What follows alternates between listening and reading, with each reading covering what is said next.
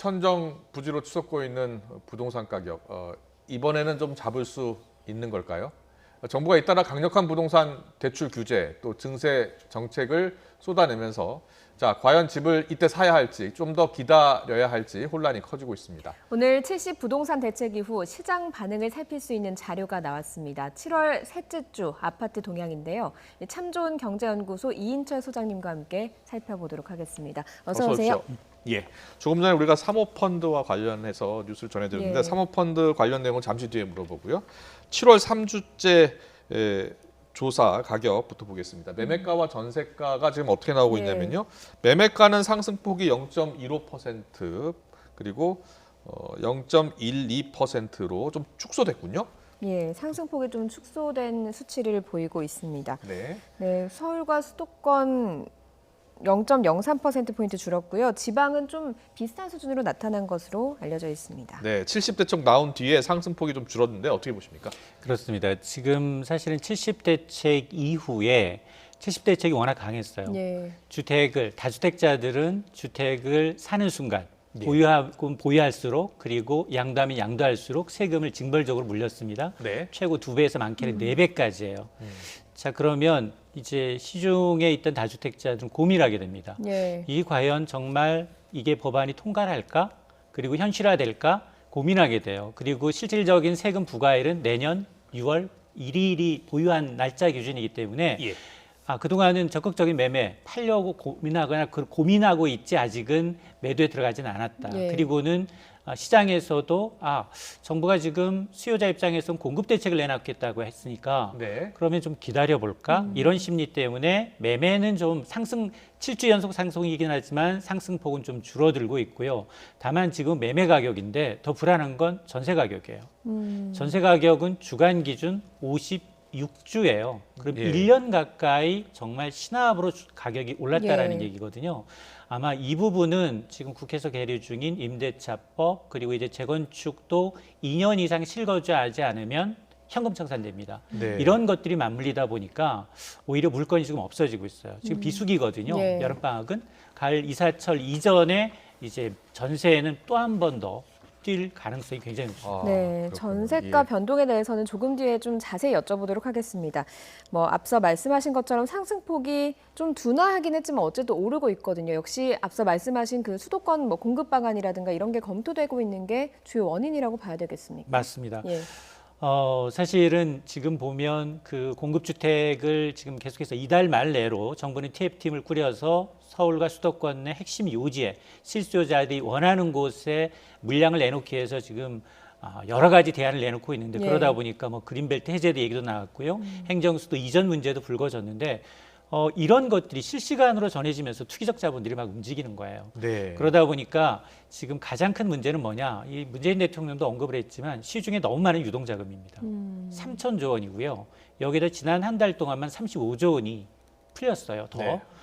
그런 자금이 그러면 가장 기대 수익률이 높은 데가 어디냐를 두고서 지금 시장에서는 부동산이다, 주식이다 이렇게 가고 있다라는 거 아니겠습니까? 네, 네. 그러니까 이런 유동성, 경기를 부양하기 위해서 내놨던 유동성을 좀 다양한 투자 자산, 좀 건전한 투자처인 이제 투자 쪽으로 옮겨가야 되는 유동성을 분산하는 대책이 좀 필요한데 아직은 구체적으로 큰 그림이 그려지지 않고 있어서 이들 자금이 굉장히 좀 불쏘시개가 될 가능성이 굉장히 높습니다. 네. 매매가 상승폭이 0.12%로 줄었긴 했습니다만 0.12%도 굉장히 높은 겁니다. 주간 기준이에요. 주간 예. 기준이니까요. 예. 그런데 문제는 최근에 이제 유동성 자산이 이제 풍부해지니까 이런 투자 수요도 있습니다만 집값은 안 떨어질 거다라는 생각을 다들 하고 있기 때문에 지금 집값이 계속 오르고 있고요. 맞습니다. 그린벨트 해제하니까 그린벨트 주변 오르고요. 또 태릉 이야기하니까 태릉 주변에 또 막 호가가 오르고요. 그러다 보니까 계속해서 집값은 오르는 거 아니야? 이런 생각을 가진 사람들이 늘었다는 거예요. 특히 3040 세대. 30대, 40대가 막 거의 공황 구매 수준이라는 거 아닙니까? 맞습니다. 특히 올 상반기 매매 건수를 봤더니 전국의 주택 매매 건수가 62만 건이에요. 예. 지난해 2배 가까이 늘었고요. 지난달은 특히나 13년 만에 최대 거래를 기록했어요. 예. 그동안 계속해서 정부가 규제를 해왔음에도 불구하고 지금 누가 시장에서 가장 불안해하고 있냐? 30대예요. 지난 2년 동안 30대가 빚을 내서 서울과 수도권 주택 구매한 비중이 35%입니다. 예. 세 채 중 한 채는 30대가 샀다는 거예요. 정부 대책을 믿고 집을 사지 않았는데 그런데 이제 과거에 똑같은 처지에 있던 다른 친구는 지난해 집을 샀는데 자산 격차가 더 벌어지고 있다는 그렇죠. 겁니다. 예, 그러니까 예. 시장이 믿음을 주지 못하는 거고요. 그러다 보니까 말씀하신 것처럼 패닉 바잉이에요. 이거 내 생에 집 살 수 있나? 서울의 중위 아파트 가격이 9억 원입니다. 이게 월급 400만 원짜리 직장인 셀러리맨이 20년간 한 푼도 안 모으고 모아야 가능한 수준이거든요. 네. 그러니까 정말로 이게 주택 가격이 하향 안정되면 좋지만 지금처럼 과거 2, 3년처럼 오르면 나는 이 생에 주택 구입을 못해라고 하다 보니까 영끌이라고 해서 내 자금, 은행 자금, 부모님 자금 뭐 이런 여러 가지 자금을 또 총동원해 가지고 구매하고 있다는 사실이기 때문에 정부가 이런 그 지금 30대의 어떤 불안한 무주택자들의 불안감을 좀 해소할 수 있는 장기 로드맵이 나오기 전까지는 이 저금리 기조에서는 계속해서 좀 이 패닉 바잉이 나타날 수밖에 없는 상황입니다. 네. 앞서서 시장이 믿음을 주지 못한다 이런 말씀을 해주셨는데 사실 이 정부 이번 정권 들어설 때는 부동산 가격 떨어지지 않을까 하는 기대감이 있었는데 좀 지나고 보니까 많이 올랐거든요. 그러면서 이제 사야 될 것 같다라는 공포감도 주는 것도 사실인 것 같습니다.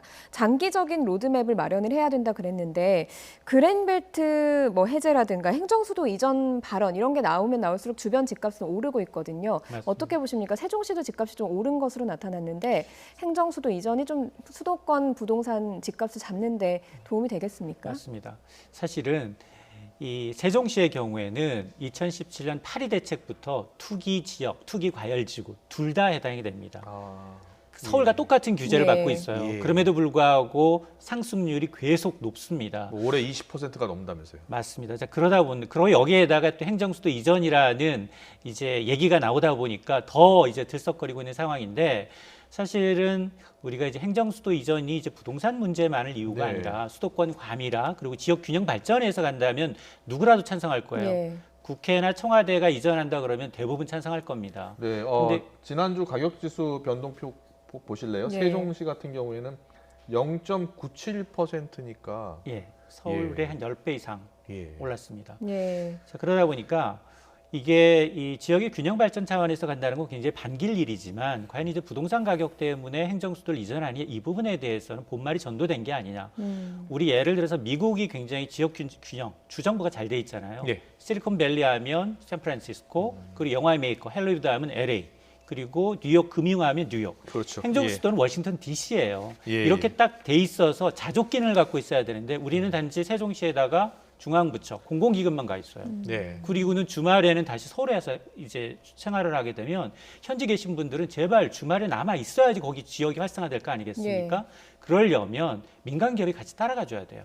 민간 기업이 거기 가서 일자리를 만들고 그 지역의 지역 활성화를 위해서 정말 부가가치를 만들어내야 되는데 우리는 단지 행정부처만 기능이 옮겨간다라고 해서 이게 지역 균형 발전이 될 거냐? 전 이 부분은 의문이고요. 네. 그러다 보니까 부동산 가격이 그러면 뭐 수도권과 서울처럼 세종시가 비슷해져야지만 균형 발전이냐? 전 그렇게 생각하지 않거든요. 예. 그래서 아마 이게 100년 대계예요. 우리가 지금 기획한다 하더라도 실질적으로 행정부처가 옮겨가게 되면 실질적으로 사용해야 되는 건 후세 세대입니다. 예. 후세 세대와의 굉장히 논의가 활발하게 좀 이뤄지고 난 다음에 아마 행정수도 이전 문제가 이제 인텔락돼야지 되지 않을까 싶습니다. 예. 자, 행정수도 이전 문제는 이제 논의 시작 단계인 것 예. 같고요.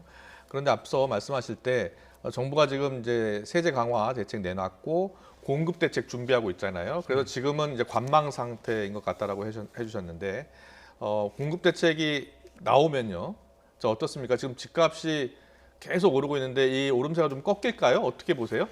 저는 일단 이제 거래가 좀 이제 뜸해지고 그리고 이제 정부가 지금 고민하고 있는데 이달 말에 발표될 내용에는 아마 도심 내 고밀도 개발, 또 임대주택의 용적률을 높여서 거기다 또 임대주택을 세우는 방안, 네. 그리고 유부지를 활용하면서 그나마 좀 3기 신도시 사전 청약 물량을 합치게 되면 이제 실수요자들이 좀 관심을 가질 만한 지역들이 꽤 있을 것으로 예, 예. 보이거든요. 네. 그렇게 되면 지금 사실 이제 주변 인근에 있는 서울 시내의 아파트를 사기엔 너무 가격이 많이 올랐거든요. 예. 그러니까 이런 로드맵을 좀 보고 3기 신도시도 사실은 내년에 이제 사전 청약 물량 9천에서 3만 가구로 넓히기로 했기 때문에 예, 예. 내가 갖고 있는 자금 여력 그리고 내가 보고 있던 관심 지역 이런 것들이 적정 수준이다. 내가 정말 여기서 금융 비용을 감내하고도 충분히 도전할 만하다라는 순간이 오면 하시는 게 낫다고 보거든요. 예. 그러니까 지금 현재 괜히 올라가는 집값이 더 오를까 봐 추격 매수는 전 굉장히 위험하다고 보고요. 네. 네. 대신에 정부가 지금 내놓고 있는 이 로드맵을 좀 지켜볼 필요 있습니다. 알겠습니다. 네. 앞서서 잠깐 언급해 주신 전세가도 한번 보도록 하겠습니다. 사실 전세가가 아까 말씀하신 대로 56조 연속 올랐습니다. 어떻게 보십니까? 이건 굉장히 좀 심각해요. 전세 물량은 보통 2년을 끼고 있기 때문에 물량을 확 근본적으로 많이 물량을 내놓을 수가 없는데 근데 지금 임대차 3법에는 어떤 것이 들어가 있냐면 2+2 전세 계약갱신 청구권이 들어가 있고요. 예. 전월세 상한제가 들어가 있고요. 그리고 바로 신고하자라는 게 들어가 있는데 네. 분명히 좋은 취지입니다. 임대인들을 위해서 좋은 취지지만 물건이 2년 단위 전세 물건이 갑자기 4년으로 묶여요. 그럼 예. 물량 자체가 줄어드는 효과가 있습니다. 예. 그렇게 되면 이런 풍선 효과를 어떻게 차단할 것인가를 좀 먼저 고민하고 해야 되는데 지금 입법 먼저 서두르고 있다 보니까 지금 시중에서는 먼저 그러면 집을 그냥 비워달라. 왜냐하면 재건축 하시는 분들은 자기가 실거주 2년 안 하신 분들 많아요. 예. 그렇게 되면 현금 청산됩니다. 예. 이런 경우에는 아예 집을 비워놓을 테니까 나가달라는 분들이 있어서 수천 가구가 되는데 지금 전세 물건이 없다는 거 아니겠습니까? 그러다 보니까 이 이 임대차 부분에 대해서는 사실 매매는 가격이 오르면 사지 않으면 돼요. 예. 근데 전세 세입의 경우에는 굉장히 민감합니다. 2년마다 옮겨가야 되는 부분이 있고요. 또 여기에다가 또 이제 만에 하나 임대차 계약 이 계약갱신 청구권에 의해서 4년 이상 계속 가게 되면 이 신규로 공급할 물량이 적고 내년에 입주 물량을 따져봤더니 올해 물량이 절반 정도 되다 보니까 네. 오히려 매매 시장보다도 전세 시장이 더 불안해질 가능성이 높다는 겁니다. 예. 그래서 참 걱정인데 예, 전세 가격이 계속 이렇게 오르는 것을 막을 수 있는 대책은 지금 사실상 없잖아요. 이게 전세 물량을 늘리긴 쉽지 않아요. 그러니까요. 기존 주택을 갖고 내놔야 되는데 이게 활발히 거래가 돼야 되는데 지금 거래 자체가 안 되고 있지 않습니까? 예. 그러다 보니까 이 전세 시장에 대해서 정부가 오히려 더 왜냐하면 취약계층이 이렇게 되면 월세를 반전세로 곱쳐요. 예. 전세 지금 뭐 1억이었다 그러면 9천 받고 1,000에 대해서 뭐 10만 원 내지 20만 원 월세로 이렇게 되면 사실은 주거 취약계층의 부담이 주거 비용 예. 부담이 더 커지거든요. 예, 예. 알겠습니다. 그리고 부동산 사모펀드 얘기 잠깐 물어보겠습니다. 지금 부동산 사모펀드가 최근 3년간 50조 원 정도 규모가 늘어난 겁니다. 맞습니다. 근데 이 부동산 사모펀드가 아파트도 사고요. 그래서 지금 뭐 리모델링 한다고 또 사들였고요. 이게 서울 시내뿐만 아니라 전국적으로 집값을 올리는 그 임대 사업자와 마찬가지로 그런 역할을 한 건 아닐까요? 어떻게 보세요? 맞습니다. 정확한 지적이신데요. 일단 사모펀드가 뭔지를 좀 알아야 돼요. 예. 우리 이제 엘리엇이라는 굉장히 좋지 않은 기억이 있는 예. 그런 것들이 다 사모펀드예요. 네. 사모펀드는 국내에서는 적어도 1억 원 이상 투자자 49인 이하가 짬짬이 펀드예요. 투자자를 모아서 이거는 부동산에 투자합니다라고만 얘기해줘요. 예. 구체적으로 어디 가는 겁니다. 그리고 난 다음에 그 수익률 적정한 제시했던 수익률만 만족시키면 바로 빱니다. 예. 단기적인 굉장히 한머리 성격이 있는 거예요. 그런데 우리가 2017년부터 계속해서 금융시장 활성화 방안, 투자 활성화 방안에 따라서 이 사모펀드 시장에 굉장히 육성을 합니다. 예. 세제 혜택을 주고요. 여기다 취득록세부터 앞서 보셨습니다만 종합부동산세 거의 뭐 과세하지 않죠. 이러다 보니까 그동안 부동산 시장이 계속 뛰다 보니까 이 수익률이 나쁘지 않아요. 그러면은 그런 사모펀드가 강남에 있는 아파트 10채를 사고 그래서 수익이 나면 바로 팔고 정산을 하면 그 사모펀드에 돈을 가입했던 분들에게 나눠주면 되는 건지. 맞습니다. 예. 이게 n분의 1에서 나눠주면 예. 되는데 예. 그게 말씀하신 것처럼 이 사모펀드가 전체 시장이 한 400조 원이 넘는데 이 가운데 4분의 1이 부동산 쪽에 있다는 겁니다. 예. 그러다 보니까 우리나라는 지금 2, 3년 전 동안 계속 부동산 가격이 올랐기 때문에 수익률이 높으니까 더 이쪽으로 돈이 몰리는 겁니다. 예. 그렇군요. 그러다 예. 보니까 이 지금 임대주택 이제 활성화하기 위해서 각종 세제 혜택을 줬던 것이 예. 오히려 이제 매물 잠김 현상이 나타나고 주택 가격이 오르는 부작용이 나타나자 이걸 차단했지 않습니까? 예. 마찬가지로 사모펀드가 이런 이제 주거용 아파트나 오피스텔을 제외한 상업용 건물이라든가 이런 쪽으로 좀 활성화 쪽으로 물꼬를 좀 칠 필요는 있습니다. 네, 예, 알겠습니다. 알겠습니다. 정부가 후속 대책 서둘러 마련해야 될 것 같습니다. 지금까지 이인철 참좋은경제연구소 장이셨습니다. 잘 들었습니다.